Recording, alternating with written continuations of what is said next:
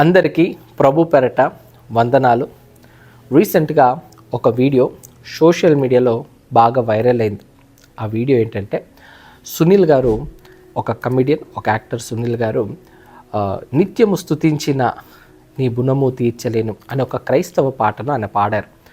ఆ పాటను ఆయన పాడారని మనలో చాలామంది ఆ వీడియోస్ని కట్ చేసి సునీల్ గారు మరి క్రైస్తవ్యానికి వచ్చారని, క్రైస్తవుడిగా మారాడని, ఆయన క్రీస్తుని తెలుసుకున్నాడని, రక్షణ పొందుకున్నాడని ఇలా రకరకాలుగా కామెంట్లు చేస్తూ వాటిని షేర్ చేస్తున్నారు.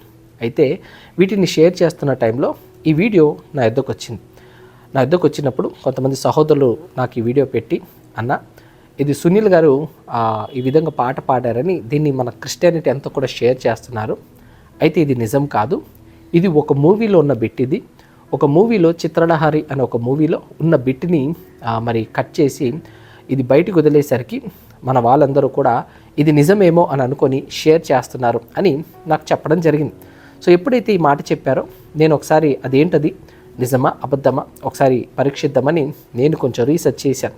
రీసెర్చ్ చేసిన తర్వాత తెలిసిన విషయం ఏంటంటే అది నిజంగానే ఒక మూవీలో ఉన్న బిట్ అది.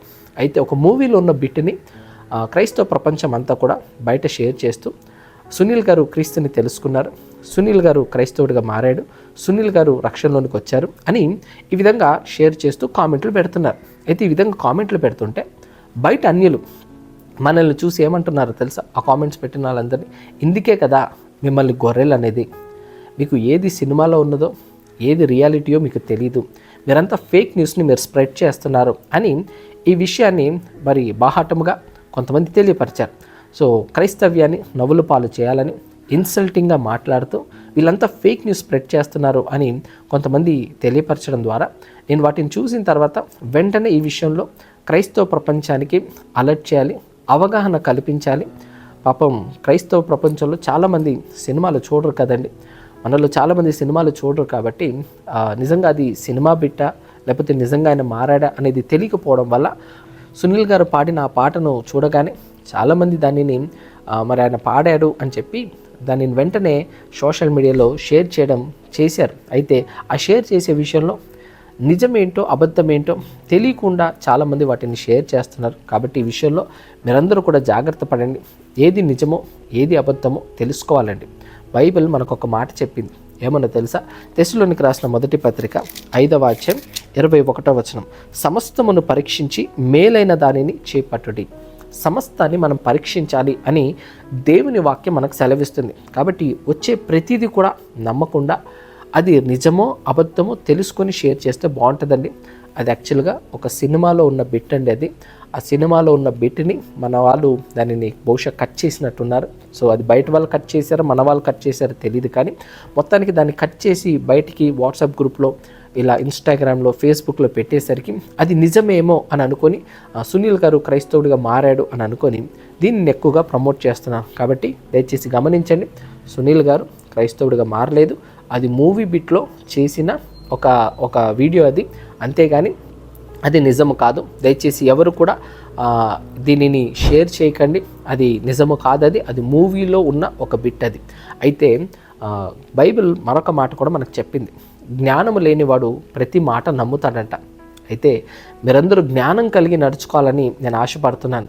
సో జ్ఞానం లేకపోతే ప్రతి మాట నమ్ముతాం. కాబట్టి దేవుడిచ్చిన జ్ఞానాన్ని మనం ఏదైనా చూసినప్పుడు ఇది నిజమా అబద్ధమా కొంచెం రీసెర్చ్ చేసి తర్వాత వాట్సాప్ గ్రూప్లో కానీ ఫేస్బుక్లో కానీ ఇన్స్టాగ్రామ్లో కానీ షేర్ చేసినా పర్వాలేదు. కానీ ఏమీ తెలుసుకోకుండా ఒక బిట్ వచ్చింది, ఒక వీడియో వచ్చింది, దాన్ని చూసి ఇది నిజమేమో అని అనుకొని మనము వీటిని షేర్ చేస్తున్నాం. గుర్తుపెట్టుకోండి, కొన్నిసార్లు మన కళ్ళు కూడా మనల్ని మోసం చేస్తాయి. ఎందుకంటే వెనకాల ఏం జరిగిందో అది మూవీ బిట్టా లేకపోతే నిజంగా పాడిందా అనేది తెలియకుండా మనం మోసపోతుంటాం. కాబట్టి ప్రతి విషయంలో మనం జాగ్రత్త కలిగి ఉండాలి. నిజంగా సునీల్ గారు దేవుణ్ణి మహిమపరచలేదండి, దేవుణ్ణి ఆరాధించలేదు, అది నిజంగా దేవుని కొరకు చేసిన కార్యక్రమం కాదది, అది మూవీలో చేసిన బిట్. కాబట్టి ఈ విషయంలో మీరందరూ కూడా అవగాహన పెంచుకొని అలాంటి వీడియోస్ షేర్ చేయకపోవడం మంచిది. సో యథార్థంగా నిజముగా రక్షణ పొందుకొని సాక్ష్యం ఇచ్చిన వారి జీవితంలో అలాంటివి మీరు ఏదైనా ఉంటే షేర్ చేయండి, తప్పలేదు. కానీ ఇలాంటివన్నీ తొందరగా చూసి మోసపోకుండా ఇలాంటి విషయాల్లో జాగ్రత్త పడండి. నాకు తెలుసు మీరందరూ కూడా మరి సునీల్ గారు దేవుని తెలుసుకున్నారు, ఒక యాక్టర్ దేవుని తెలుసుకున్నారంటే మీరు సంతోషపడి ఉంటారు, ఆనందపడి ఉంటారు. రక్షణలోనికి వచ్చారు అని అంటే అది ఒక అనుభూతి. కాబట్టి దేవుని రాజ్యాన్ని స్వతంత్రించుకుంటాడు ఒక ఆలోచనతో మీరు బహుశా ఆనందంలో షేర్ చేసి ఉండొచ్చు. అయితే ఇప్పుడు నిజం తెలిసింది కాబట్టి దయచేసి వాటిని జనాల్లోనికి తీసుకెళ్లకుండా, వాటిని షేర్ చేయకుండా మీరందరూ జాగ్రత్త పడాలని నేను ప్రేమతో మనవి చేసుకుంటున్నాను. మరి ముఖ్యంగా ఒక మాట చెప్తున్నాను. సో ఒక వ్యక్తి రక్షణలోనికి రావాలని క్రైస్తవులుగా మనం అందరం కూడా ఆలోచిస్తాం. అదేవిధంగా సునీల్ గారు ఆ పాట పాడారు, అయితే అది మూవీలో భాగంగా దాన్ని చేశారు. అయితే నిజంగా ఆయన ప్రభువుని తెలుసుకొని ప్రభుని రక్షకుడిగా స్వీకరించి రక్షణలోనికి వచ్చి మారు మనసు పొందుకొని ప్రభు రాజ్యాన్ని స్వతంత్రించుకోవాలని మీరందరూ కూడా ప్రేయర్ చేయండి. తప్పక దేవుడు గొప్ప గొప్ప కార్యాలు చేస్తాడు. సో అందరూ రక్షణలోనికి రావాలి, అందరూ ప్రభుని తెలుసుకోవాలి, అందరూ దేవుని రాజ్యాన్ని స్వతంత్రించుకోవాలి, అందరూ దేవునితో ఉండాలి. ఇదే మన తపన. కాబట్టి సునీల్ గారి విషయంలో కూడా దేవాది దేవుడు కృప చూపించి ఆయన వాక్కును ఆయనకు పంపించి ఆయన మారు మనసు పొందుకొని దేవుని రాజ్యంలో అడుగుపెట్టులాగున మీరందరూ కూడా ప్రార్థించండి. మీరందరూ కూడా దేవుని కృపలో వర్ధిల్లాలని మనసారా ఆశిస్తూ మీ స్టీఫెన్ బాబు.